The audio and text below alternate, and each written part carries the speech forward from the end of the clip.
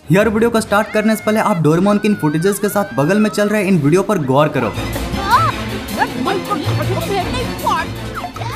अरे भाई डोरेमोन का तो हो गया, लेकिन इस दुनिया में शिनचैन एकदम यूनिक है, उसका कोई भी कॉपी नहीं कर सकता।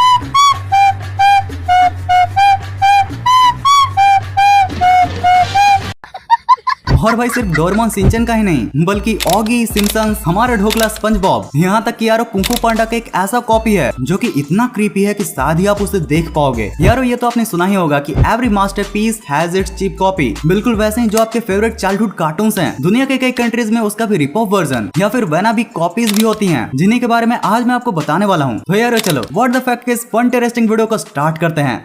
ऑगी एंड द कॉकरोचेस इस पॉपुलर कार्टून की कॉपी का नाम है पकड़म पकड़ाई, और इसकी सबसे खास बात यह है कि ऑगी एंड द कॉकरोचेस का इंडियन वाला वर्जन है। इंडिया में Oggy and the cockroaches and Tom and Jerry जैसे कार्टून फेमस होने के बाद इस वाले इंडियन कार्टून को 2013 में लॉन्च किया गया था। पकड़म पकड़ाई ऑगी एंड द कॉकरोचेस से काफी ज्यादा मिलता जुलता है, बस यहाँ पर कॉकरोचेस की जगह ये 3 चूहे हैं। और यार इसके बारे में फन फैक्ट तो ये भी है कि इन दोनों ही कार्टून के कुछ सीजन के वॉइस ओवर आर्टिस्ट भी बिल्कुल सेम है। तो ये कॉकरोच मुझे मार डालने गया, टीवी ही देख लेता हूँ। मुझे डराने वाला खुद मर जाता है। कौन है? आगे तू आगे मार। मुन्ना! ओए ओए।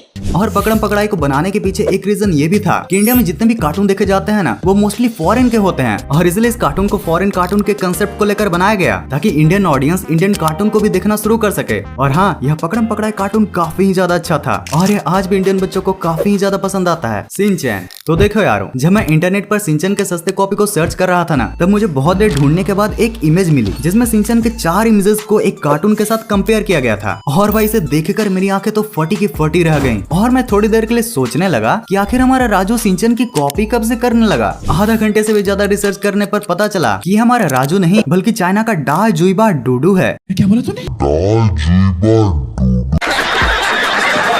इंग्लिश में बोलूं तो बिग माउथ डूडू। और भाई एक लौता शिनचैन का सस्ता चाइनीज कॉपी नहीं है, बल्कि इसके अलावा चाइनीज मार्केट में बिग माउथ डूडू के बाद बिग ईयर टूटू भी मौजूद है। भाई मतलब जापान के शिनचैन से कॉन्सेप्ट चोरी कर लिया और अपने ही कंट्री से नाम और लॉन्च कर दिया नया कार्टून।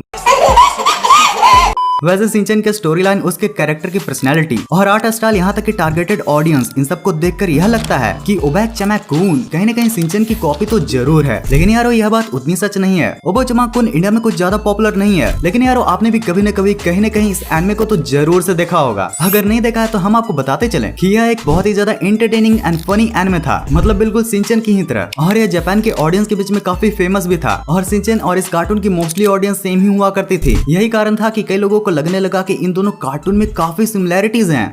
द सिम्पसंस सिम्पसंस का कॉपी है द समोसा नाज चड्डीज, आई मीन समोसा नैडजीज। अरे यार नाम तो सही रख लो। हो गया तो यह कार्टून जितना प्रोनाउंस करने में मुश्किल है, उससे भी ज्यादा मुश्किल है इसे देखना, क्योंकि इसका एनिमेशन सच में काफी वियर्ड था भाई। इस कार्टून को सबसे पहले जॉर्जिया में रिलीज किया गया था, और वो भी 2009-10 में आते आते यह कार्टून बंद भी हो गया था, क्योंकि इसके क्रिएटर ने जितना सोच रखा था उतना इस कार्टून ने प्रॉफिट ही नहीं कमाया। वैसे यार ऑब्वियस ही बात है कि अगर इतना ज्यादा वर्ल्ड वाइड पॉपुलर कार्टून का कॉपी बना रहे हो तो उसके चलने के भी चांसेस काफी ज्यादा कम होते हैं, क्योंकि भाई सिम्पसंस सिर्फ अमेरिका में ही नहीं बल्कि कई वेस्टर्न कंट्रीज में भी काफी ज्यादा फेमस है। इंडिया में तो इसके एपिसोड्स को टीवी पर दिखाया भी नहीं जाता है, पर फिर भी हम में से कई लोग इसे फ्यूचर बाबा के नाम से जानते हैं। डोरेमोन देखो, थाईलैंड का एक कॉपी है साइडोमोन, और ये डोरेमोन का कॉपी है। इसको बताने के लिए पोस्टर ही काफी है। और यार मजे की बात तो ये है कि इसमें ये जो टाइग्रोमोन मतलब साइडोमोन डोरेमोन की ही तरह गैजेट्स भी निकालता है, कपबोर्ड में भी सोता है, उसके पास टाइम मशीन भी है, और उसमें भी ये सस्ता जियान अपनी सुरीली आवाज में गाना भी गाता है।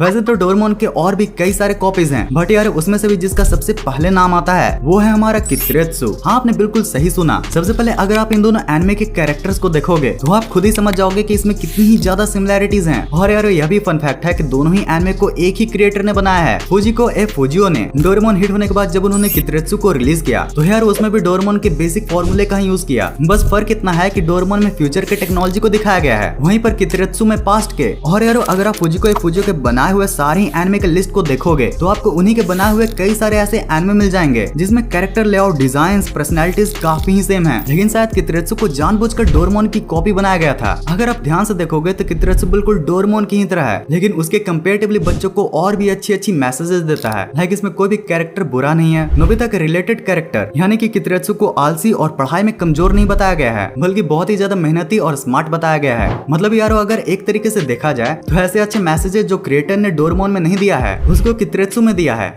स्पंजबॉब स्क्वायरपैंट्स इस फेमस निकलोडियन कार्टून का रिप ऑफ वर्जन है Coconut Fred's Fruit Salad Island. और अगर आप इन दोनों कार्टून को साइड बाय साइड देखोगे तो खुद आपको समझ में आ जाएगा कि ये कार्टून कितने ही ज्यादा सेम टू सेम है। जैसे कि स्पंजबॉब पानी के अंदर बिकनी बॉटम में रहता है, बिल्कुल वैसे ही फ्रेड एक फ्रूट आइलैंड पर रहता है। इसको छोड़कर दोनों ही कैरेक्टर्स की पर्सनैलिटी बहुत ही ज्यादा सिमिलर है। और यारो मजे की बात तो ये है कि स्पंजबॉब का एक कॉपी काफी ज्यादा फेमस भी हुआ था। स्टार्टिंग में तो इस चीज को किसी ने नोटिस नहीं किया था, लेकिन फिर धीरे धीरे लोगों ने गौर किया कि हाँ भाई ये तो सच में कॉपी निकला। फिर भी यारो आज तक भी इसके मेकर्स ने एक्सेप्ट नहीं किया है कि हमने आपको स्पंजबॉब का कॉपी दिखाया है। कुंग फू पांडा गाइस, कुंग फू पांडा जैसे एपिक शो का रिप ऑफ बहुत ही क्रीपी दिखता है। इसका नाम है द लिटिल पैंडा फाइटर और आप देख सकते हो कि इसका डिजाइन कितना ही ज्यादा डरावना है। ये एक ब्राजीलियन कार्टून है जो कि यारो पूरे ही तरीके से कुंग फू पांडा का रिप ऑफ है। आप इसे कह सकते हो कि ये बिल्कुल कुंग फू पांडा है, लेकिन एनिमेटर्स के पास इसे बनाने का बिल्कुल भी बजट ही नहीं था, इसीलिए उन्होंने इसका एनिमेशन एकदम घटिया किया है। यह ब्राजील में 2008 में रिलीज हुआ था और इसे बनाने के पीछे एक रीजन ये भी था कि वो अपनी तरफ से कुंग फू पांडा को मॉक करना चाहते थे, यानी कि यह एक पैरोडी की तरह बनाई गई थी।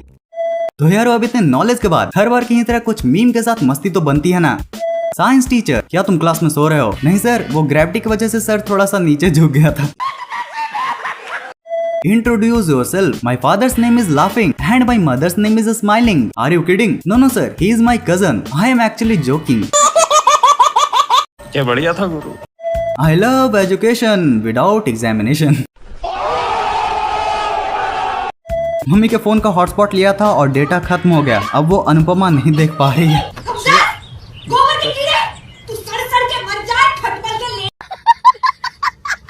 ओके तो यारो अब इतनी मस्ती के बाद पढ़ना लिखना भी तो जरूरी है ना, तो झट से लग जाओ अब पढ़ाई पर। और अगर पढ़ाई करने का मूड नहीं कर रहा है तो आपके लिए है ये वीडियो जिसमें हमने स्टडी के रिलेटेड बहुत ही कमाल के ट्रिक्स बताए हैं। सो इसे देखकर तुम्हें पढ़ाई का तो बिल्कुल मूड बन जाएगा। एंड यारो अब इस वीडियो को पूरा यहाँ तक एंड तक देखने के लिए दिल से thanks for watching this entire video.